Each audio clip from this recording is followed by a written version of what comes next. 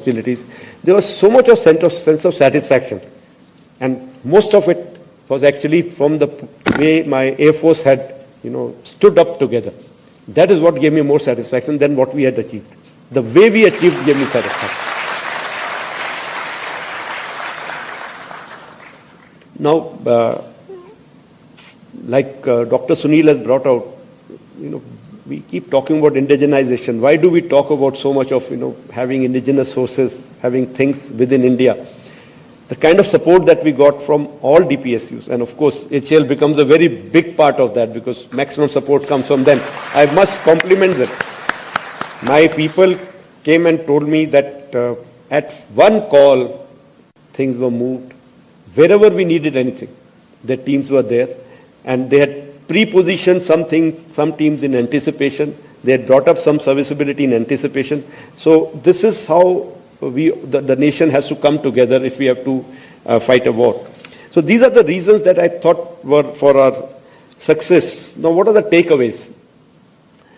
I think the biggest takeaway of this operation has been that primacy of air power has come to forefront once again. People have come to realize that air power is the first responder that any country has, and air power is one which can actually, react in a quick time, attack deep inside, and attack with precision to just achieve your objectives without any collateral. And that is one thing which is good, that everybody has realized that. I can see the change when we meet, amongst the three services, the way we discuss things now. Because when obviously, if I'm in blue, I will always talk about air power and air power and air power. But when it comes from a person in green uniform or a white uniform, you feel so nice that there is understanding that, it is intrinsic to all three services actually. Everybody needs this capability to be the first one. And I don't know when will we have a war where we'll be requiring to, straight away go in for a land attack or a naval attack. I think there will always be requirement to first soften them with air power, and that is what has been realized. And there was a worry in our mind that air power means you are going way above in the escalation ladder. Actually, it is wrong. This time we use only air power, and we've been able to start to stop the conflict in less than 4 days. So that is something which people have come to realize. I was in Riyadh, that Global Chiefs Conference. There is some conference which takes place before this air show in UK. So just about 2 weeks back I was there, and they had this conference where most of the Western chiefs and their representatives were speaking. They had some topics basically based on this current situation in the world and the conflicts that are going on. Not even a word was spoken about our conflict. They just discussed Russia-Ukraine war or the Israel-Iran war or Hamas-Israel war. They talked a lot about how to deter war, how to avoid war. Not even one talk about how to terminate a war. So I feel this part is being forgotten there, that conflict termination is a very, very important part of any conflict. We can't afford to be continuously at war. We are meant to deter, I agree. If we can deter, is nothing better than that. But if we are forced, if the war starts, whether it is, whose initiative, doesn't matter. We should be very clear that we have to reach a stage where we can terminate that, so that we can get on with our routine, get on with the progress of the nation. So that conflict termination criteria has been forgotten by people. I think when I was young, first thing that was taught to me, principles of war, selection and maintenance of aim. And people have just kept shifting their objectives and aims every now and then. People have got down to their egos in this world. And that is what is continuing, continuously driving the conflict which are going on. I think we set a very good example. Our objective was very clear. Our objective was to teach the terrorists a lesson that they will think twice before doing something, or they know what kind of price they can pay. And once we have achieved those objectives, we should look for all windows of opportunity to stop that, rather than just continuing. We were actually on a song that night. I hear from so many people. I don't want to say that, but some people very close to me have said, "Aur marna tha." I'm telling you that. But can we continue to be at war? No. Why should we be at war when we can avoid it or we can stop it? That is my way of looking at it. I think the nation has taken a very, very good decision. And we were a part of that decision, but it was cannot be taken at our level. It has been taken at much higher level, but it was a good decision. Now we have to make sure that we remain steadfast, that should we need to again do something, we are not found wanting. But what to do, that call will be taken at much higher level. Another takeaway that I see from here is, we've been talking a lot about drones. All the recent conflicts, drones have come into forefront, and somehow I think we should not be drawing a wrong lesson. I'm worried about that part. Drones are very good means for many things, but I don't think just drones can win you war. You will require the bigger weapons, you will require long-range weapons, you will require the precision strike capability, because drones are more of a nuisance, or for very short-range, small targets, you can use those. Even there is a lot of talk about manned, unmanned. No, very soon the manned flights will be a thing of the past and all that. I don't see anything happening in foreseeable future. Man will remain in the loop. You may have a lot of AI coming in, machine learning coming in helping the man take a decision. You may have a lot of things automated.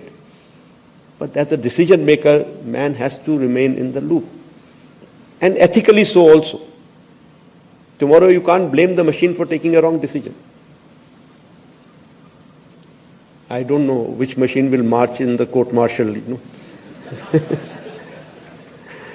So I think we need to put in effort towards in all directions, not just in one.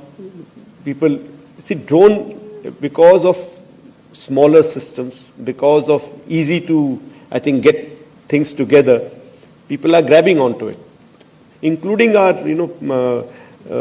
some industry also. Of course, this is a good way, good platform for our startups to start from, but they should only use it as a stepping stone. They can't expect that, just drones and everything else will just disappear or fade away.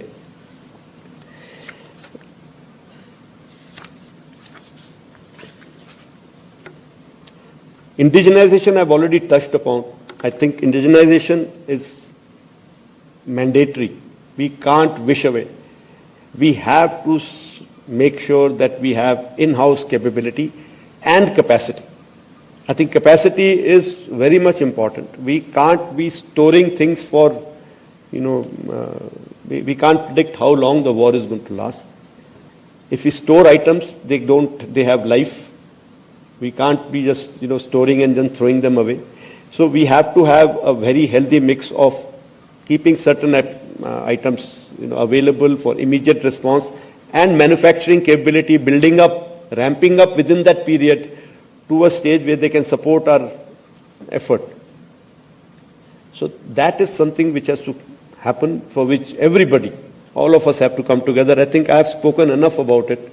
So I will not delve more into this topic. I thought, since I have some 10 minutes more, so and I have a mix of a crowd here, a lot of people in uniform, a lot of people who are veterans, and of course there are some people from HAL and other people. So I'll cover certain points, which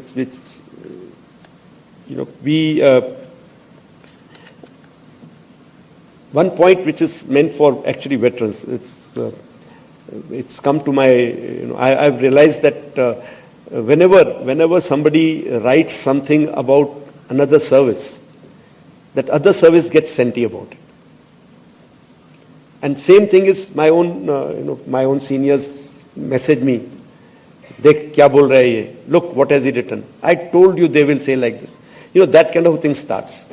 So I personally feel we've always been talking about domain specialization. Air Force has been it's been always been our call. Even when we talked about theatre command general, we said domain specialization should remain. So I feel as veterans also, let's write about our own domain more than others' domain so that others don't feel hurt. And especially if somebody else has written and then the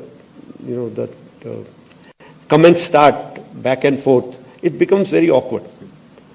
People think as ye to aapas mein ladte rehte hain type. It's actually not learn. It is discussion, but at times it crosses that healthy limit and that goes into an awkward situation. So this is the request I wanted to make to everybody who is writing, who is expressing opinion.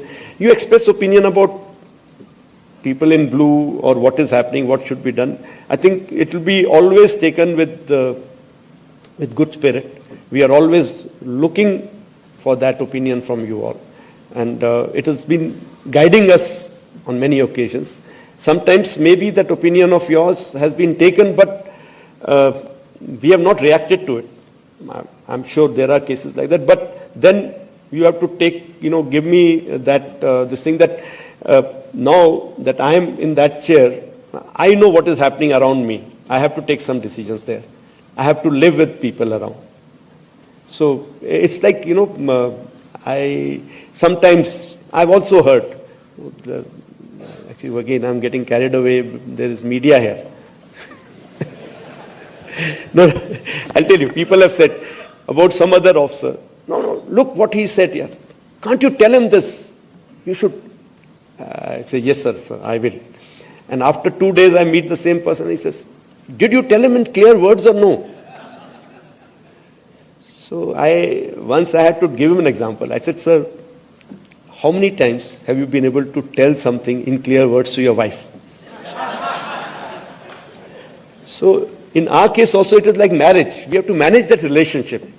So I have to send some subtle hints. I have to give some diplomatic kind of, statement here and there in front of that person to tell him that, look, you are stepping a little beyond. You should not be saying this. But when it comes to my own people, my own mentors, I think I can be very open about it. So that is what I am doing today. I am requesting that all of us in blue, let us write more about our own system than the others. And let's get our own house in order. I think that's the best way to move forward. And also, I have said it in one of the previous Veterans Conference or something, that Veterans Day, this thing, that you are the ones who have chosen me. So please have confidence. That's all I can say. And I can promise you, from my team, people who are in uniform as of now, we will not let you down. We will try our best to our bit. Okay. So please have confidence that we will do our job. I have few points that I'm covering now are actually meant for people in uniform, but I actually thought there will be more veterans here, so I'll just inform you all what we've been focusing on. But since there are people in blue and many of them, some of them may have heard me saying this earlier, but many of them may not have. Very important to keep the synergy and harmony within any force. We need to be together in one group, as one team. We can't be divided into various branches, sections, trades. We can't be doing that. We all have to go as one team, whether it's an AC somewhere, doing some technical job, or a chief of air staff doing some other job. Everybody has a role to play. And we all are a part of a big chain, you can say. So a chain, we are all links of that chain. And when we are under stress, the chain is loaded, it will break from the weakest link. So we need to make sure that all links are strong. Firstly, I should not be that weak link. I won't let the chain break. And secondly, I will not let anybody else become weak whom I can support. And that is how we should live and operate. Keep watching each other's back. Keep supporting each other. No loose talk about somebody else. They can be bad apples in any kind of basket. They can be black sheep in any family. They can be the wrong person in any group. It is not that चिड़िया वाला है तो ये ऐसा ही होगा, या नहीं वाला है तो ऐसे होगा, AEL वाला है तो ऐसे होगा, M वाला ऐसे होगा. There's nothing like that. We all come from the same society. Yes, a little bit of grooming changes us, the way we operate, but that is also required sometimes. But if you have a person who is not performing, if you have a person with whom you've had a not so good experience, you challenge that person.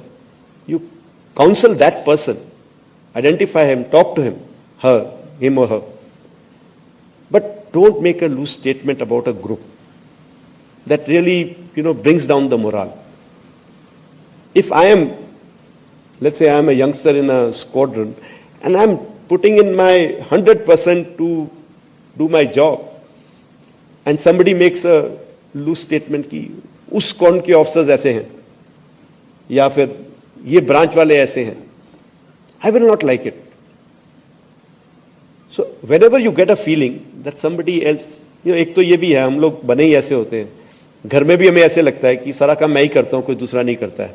वैसे ही हम we think at work also कि the whole Air Force is only standing on my shoulders. I am the only one working, everybody else is having a ball when we look around. But ऐसा नहीं है. They will be. Somebody is working at 80% efficiency, somebody is 85, somebody is gifted, somebody is not gifted. But is there a commitment there or not? If there is lack of commitment, lack of motivation, that is what we should build. Talent will build over a period of time. But support each other. If there is a need, get into each other's shoes to know how much they pinch. We started with our cohesion day for that reason. That know about each other's job, know about each other's domains, know about each other's working environment, what pressures are they working in. Once we do that, we will be better force. And like I said, what is being achieved is important, but how it is being achieved is more important. If you achieve something by, लगाएं डंडा here and then and just passing your 1 year or 2 years of tenure, yes, you have achieved, but you've broken down that system. But if you achieve something, maybe 80% of what we could have achieved by the other method, but getting from within, people motivated to work, people doing the job on their own, willingly contributed, then the system will last forever.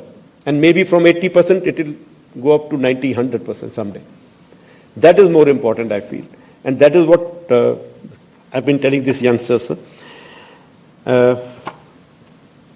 So, I think my time is over. All I want to say is, let us all be good human beings first, a good citizen, a good member of the society. That is first requirement.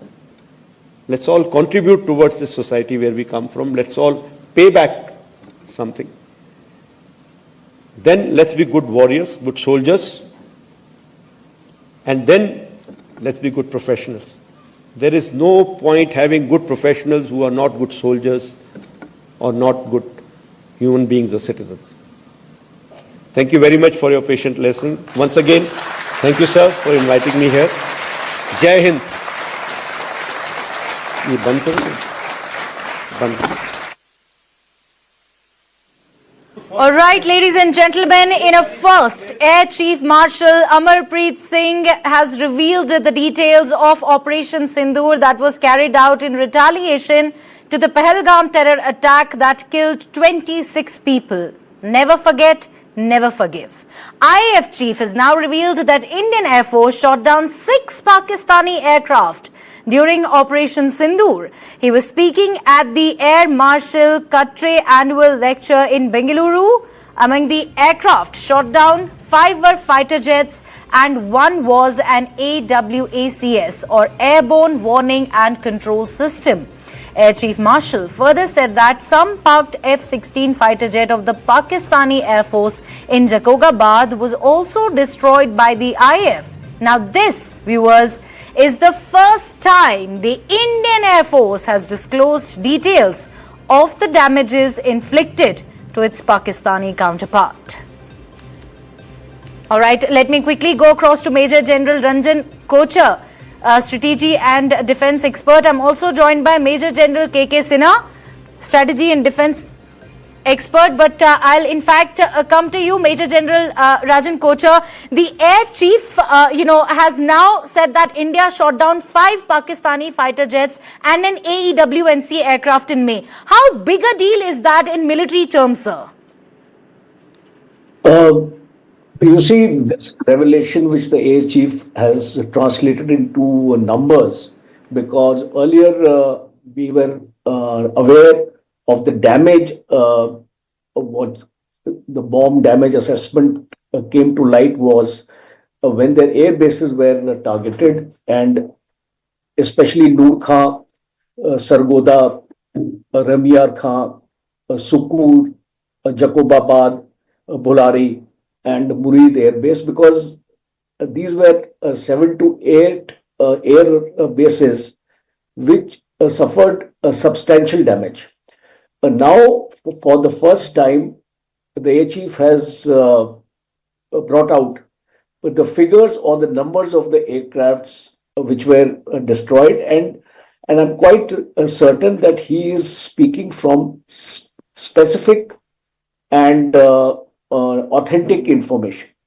And you see, in a 4-day conflict where basically only the air power is involved, and when none of the air forces cross the line of control, losses like this are quite substantial. And that is why Pakistan media and Pakistan defense establishment has been quiet about it. And now when we match those pieces here, after this information of the Air Chief is being given to us, we can understand better why a ceasefire was asked by Pakistan, why Pakistan was running to the United States, to President Trump, to the Vice President, and to the Secretary of State, trying to intervene and broker a ceasefire with India. You see, what happens is, in a war like this, when your air defenses get compromised, as the chief has mentioned, around 6 radars were destroyed or sufficiently damaged so that they could not take part in the operation for a number of days. So that is the ground reality. And in terms of specifics, if we talk about Karachi and Lahore, these were the 2 areas where the radar systems or the air defense systems of the Pakistani defense forces were badly compromised. And once it is compromised, then further attacks by the Indian missiles and drones becomes all the more easier. So Pakistan would have realized that it would be prudent to go for a ceasefire at this stage, because in case they didn't do that, I'm sure if today the Air Chief is mentioning 5 fighter aircrafts and 1 AW&C, which is like a AWAC. It's an airborne early warning system, and extremely critical because Pakistan has got only 9 of them. And if you lose one of them, I think that's a very, very substantial damage you have caused to the air defense Right, Major General, I'll request you to hold on to that thought. Let me quickly go across to Major General KK Sinha, strategy and defense expert. Sir, from an operational standpoint, what does shooting down 5 fighters and, an AW&CS tell you about the IAF's capabilities? Good afternoon and Jai Hind. See, the capability of Indian Air Force has been well established. Today the evolution, when the chief is just saying and he is strengthening the thing which has come as a narrative, that the 5 aircraft that, the series are, it is F-16, JF-10, JF-17. JF-10 is the B block, J-17 is B block. These are Chinese and Americans, including AWACS. So AWACS is a system, which gives you the early warning, and one has been, shot down. And it is very, very short and swift, where the Indian Air Force didn't cross over. And, basically it is the beyond the visual range engagement. So that is a, wonderful revolution, which the Air Chief has been, now giving it, which has been strengthened. Because before this, NSA has been speaking, CDS has spoken. And in this revolution, both NSA's role and the CDS role, the chief, Air Chief has brought it out. How important, because this is the first time where the India has, fought a battle which is an integrated way, a short and swift and very decisive battle. It is not, the period which matters. It is the result, and in the swift operations, you have achieved. No one, no Air Force or no armed force or a military in the world has able to do this, because the world is at war. We are seeing every day. They do not know how to engage and disengage in a short period and move ahead for a better mission, because Operation Sindoor has not stopped. So he has given a very detailed, thing which we fought offensively, and the defensive aspect also. How we defeated the Pakistan's, because Pakistan used a complete might, and this might was of Americans, the might was also of Chinese, that was totally defeated. With the indigenous capability of ours, whether we have used our own system by which we have destroyed the complete, and the whole world is aghast. World doesn't know, because everyone is realizing how is it possible that you do it in a very, very long frontage. The frontage was 1,400 kilometers and a depth of approximately 250. Even if you could say we have touched, because in the area in Khyber Pakhtunkhwa, in